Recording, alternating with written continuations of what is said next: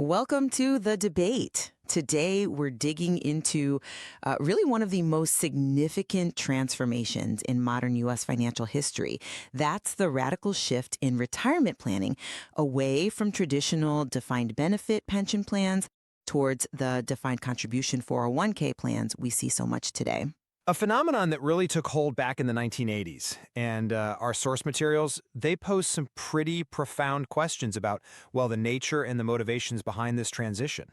Exactly. And the central question we're tackling is this: was the restructuring of retirement plans, particularly this move from pensions to 401ks, an intentional and systematic, theft of workers' financial security by corporations and maybe even the government? And this is where I lean. Was it a more complex, multifaceted evolution of financial policies and corporate dynamics? One that certainly had unfavorable consequences for employees, maybe deeply unfavorable, but perhaps wasn't, a coordinated theft in the way the term implies. Right. One perspective, the one I'll be arguing for, asserts that this change was deliberate. It was an orchestrated act, essentially a massive transfer of risk from corporations straight onto the backs of individuals. And I'll be arguing that while the really detrimental implications for workers are undeniable, I don't dispute that, the situation is probably better understood as a complex financial restructuring, something happening within shall we say, a shifting regulatory and economic landscape. Okay, well, let me state my position clearly then. I believe the elimination of traditional pensions and their replacement by 401k plans constituted a deliberate transfer of risk, yes, but also a corporate cost-cutting strategy, and it manifested directly at the expense of workers' economic security. I mean, you look at internal memos, like the General Electric one from 1982. It's pretty explicit. Converting to 401ks, they calculated, would save them $500 million annually, and it specifically stated it would transfer, quote, all investment risk to employees. This wasn't some minor adjustment. It was, I'd argue, a deliberate dismantling of retirement security. You just have to look at the numbers. From 84% of workers having guaranteed pensions before 1980 down to only about 20% today. Corporations like McDonnell Douglas, IBM, AT&T, they all rushed to convert their plans. They collectively saved trillions. And meanwhile, the average retirement savings gap for someone retiring now, say at 60, it's staggering. They have maybe $89,300, but realistically need closer to $1.26 million. That, to me, that's not an individual feeling. It's a direct consequence of what I call systemic expropriation. Okay, I understand the indignation, truly, and the consequences, the negative consequences of this transition for workers. They're undeniable. I certainly don't dispute the dramatic shift in the retirement landscape. However, my approach, as I said, leans towards viewing this as a really complex financial and regulatory restructuring. It was propelled by multiple factors, I think, beyond just a simple malicious intent to steal. Consider the Reagan-era Tax Equity and Fiscal Responsibility Act of 1982, TEFRA. Specifically, there's a clause, page 247, that allowed companies to withdraw surplus funds from pension accounts. Now, was that withdrawal itself theft, or was it a legal change within the regulatory framework? It did result in companies essentially pocketing the bull market gains while employees absorbed bear market losses. The old heads they win, tails you lose situation. But it was presented under the banner of pension reform. And it's crucial, I think, to consider the context.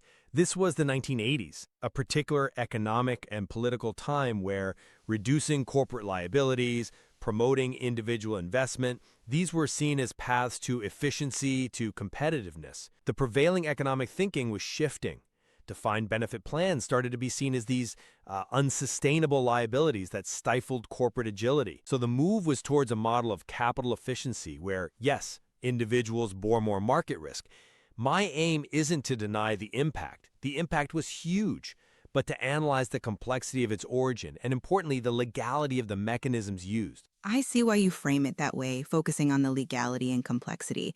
But for me, the element of corporate intentionality, it just jumps off the page. You mentioned that GE memo. It didn't just project savings. It also, quite chillingly, anticipated, and I quote again, Employees will not understand the long-term implications for 10 to 15 years. By then, the transition will be complete. Now, that isn't just strategic foresight. That shows, I think, a clear awareness of the future negative impact on workers and a deliberate strategy to push it through before they could react or even really grasp what was happening. And then you have cases like Eastern Airlines and Continental. Eastern took out $280 million from worker pensions in '83. By '89, they were bankrupt. Workers got nothing. Frank Lorenzo at Continental, similar story, took $100 million from pensions, gave himself a $30 million bonus, filed for bankruptcy. You can't just wave these away as legal reform. These look like stark examples of value extraction, benefiting a tiny group at the direct expense of thousands. And then there's Donald Reagan, Reagan's Treasury Secretary, former CEO of Merrill Lynch, who, after overseeing this, quote, destruction of pensions, went back to Wall Street to consult on, wait for it, retirement planning. It really reinforces the idea of a coordinated plan with very specific financial interests behind it. How do you square that kind of explicit language in memos, predicting worker disadvantage, with the idea this was just a complex but not necessarily malicious evolution? That's a powerful point, and I understand the concern those examples and that memo language raise. That phrase, employees will not understand, it certainly sounds cynical, almost prescient in its cold assessment of future worker awareness. But strategic forecasting, even when it's brutally honest internally, doesn't automatically mean it's a conspiracy to commit theft. I mean, it's standard corporate practice, isn't it? To evaluate financial impacts of policy changes and how those changes might be perceived or not perceived immediately.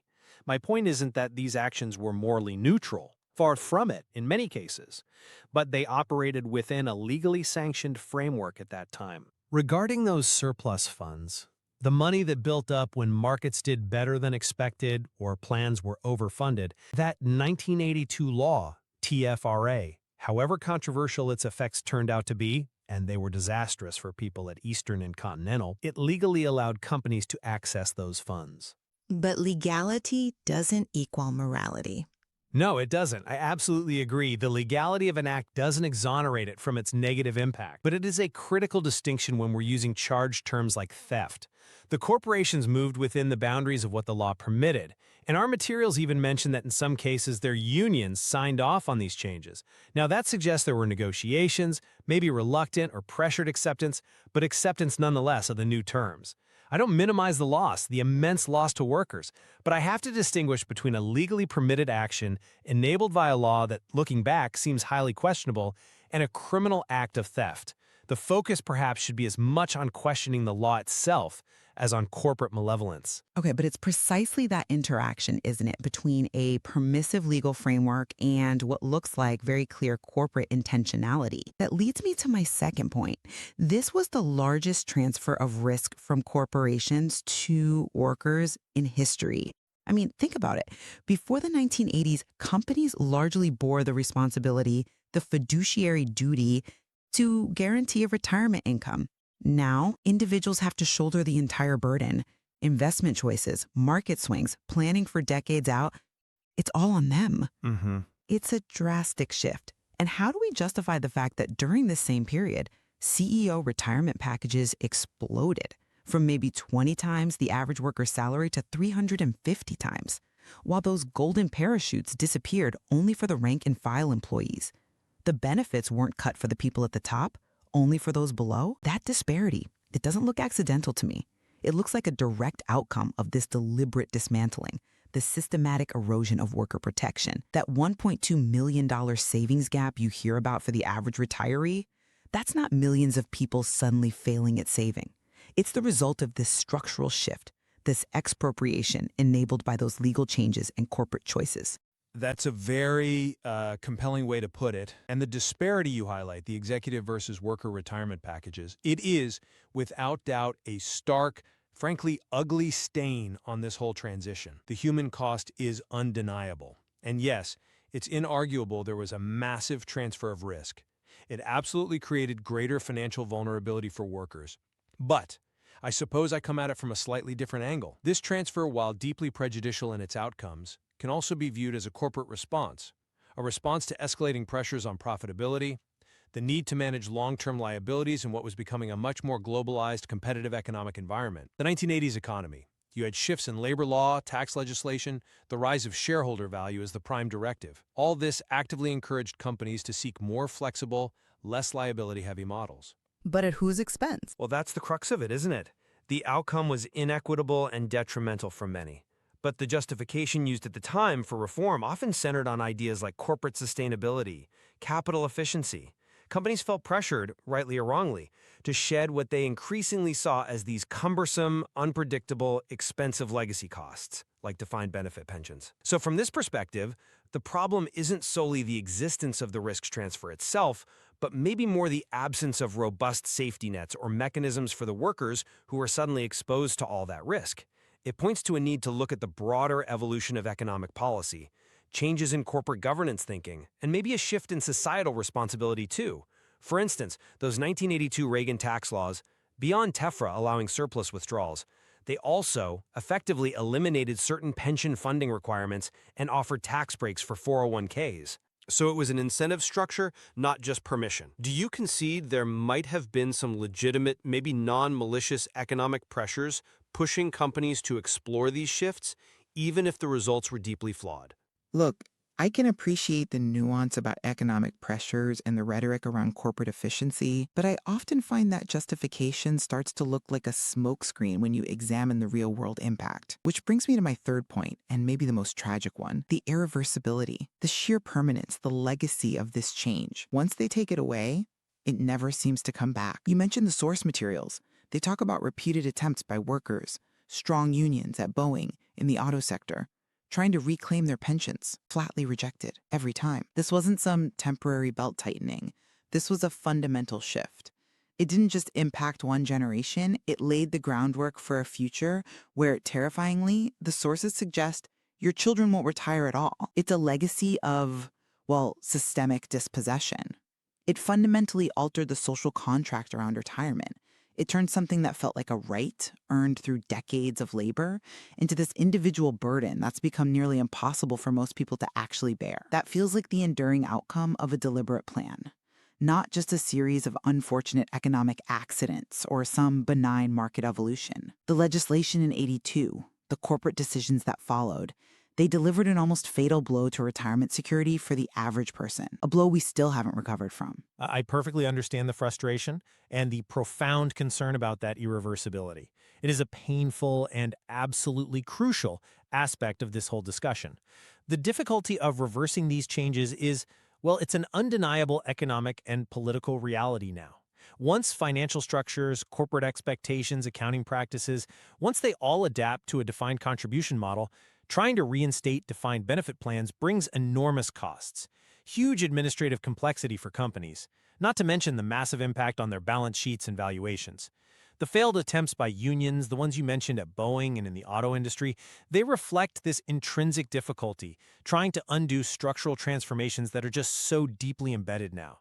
And while the prospect of future generations facing even greater challenges, it is deeply troubling, I might frame it slightly differently. For updated social security frameworks that actually adapt to the current reality rather than simply, demonizing past decisions as solely malicious, the reform of retirement, however deeply flawed its consequences were for workers, it did create a new financial paradigm. For better or worse, it's now the operating standard. It was shaped by an ideological shift too, one that increasingly prioritized individual autonomy and market mechanisms over collective security, even if, perhaps, the full societal costs weren't properly weighed at the time. It wasn't necessarily a plan for dispossession, maybe, but rather a profound recalibration of economic responsibility that proved, well, devastating in practice for many. Well, despite the arguments trying to frame this change as some complex, almost inevitable restructuring, the evidence for me remains overwhelming.